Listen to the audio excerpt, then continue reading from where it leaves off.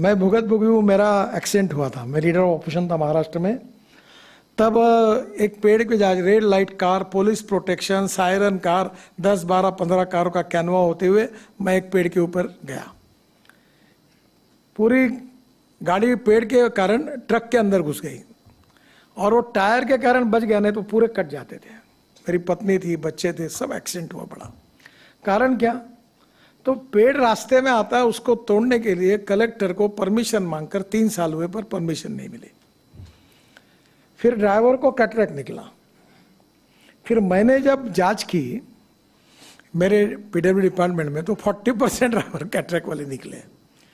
फिर एक मुख्यमंत्री का गाड़ी का ड्राइवर अनेक सालों से गाड़ी चला रहा था, वो अंधा निकला।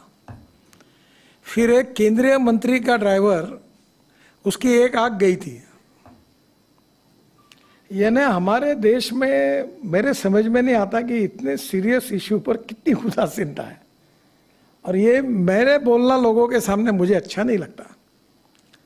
और इसलिए स्वाभाविक रूप से फिर कैंप शुरू हुए कैटरेक्ट चेक करने के। टोल नाके पर कैटरेक्ट चेक किया, चश्मे देने की बात हुई। अब हमने ड्राइवर के लिए एसी कैबिन लाई। मुझे लगता है कि ये इशू शायद हमारी एक कमी होगी कि इसका जो महत्व है लोगों की जान बचाने का, शायद लोगों को समझाने में हम कम पड़े होंगे। और इसलिए ये अवेयरनेस और तैयार करना होगा। कानून के प्रति डर भी नहीं और सम्मान भी नहीं।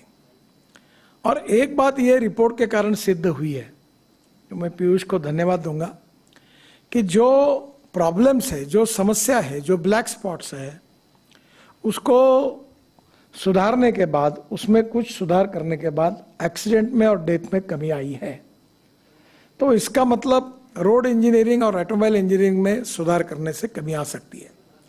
अब ऑटोमोबाइल इंजीनियरिंग में तो बहुत सुधार हो गया। सब लोगों ने 6 एयरबैग लगाना भी शुरू कर दिया है। अभी स्टार रेटिंग भी हुआ है।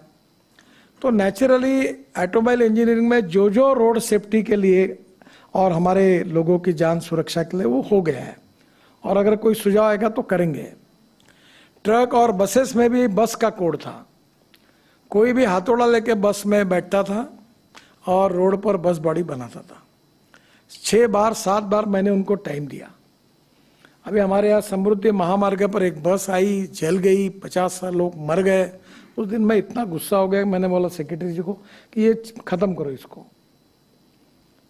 अब प्रॉब्लम यह है कि बसेस में जब अभी ये जो बड़े कंपनी ने बसेस बनाए, अभी मैंने एक स्लीपर कोच बस बेंगलोर में लॉन्च किया था।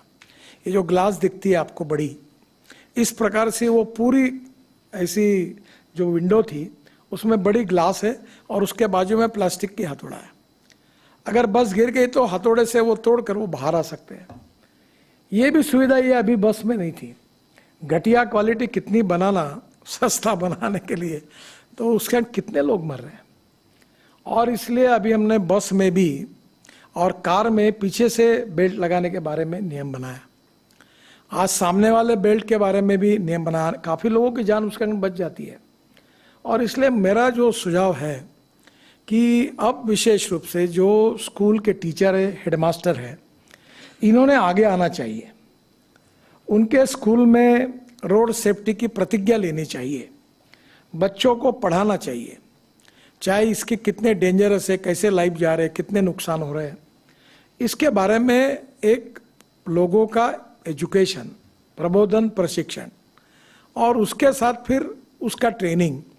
तो ये जो जनरेशन तैयार होगी इसका बहुत फायदा होगा।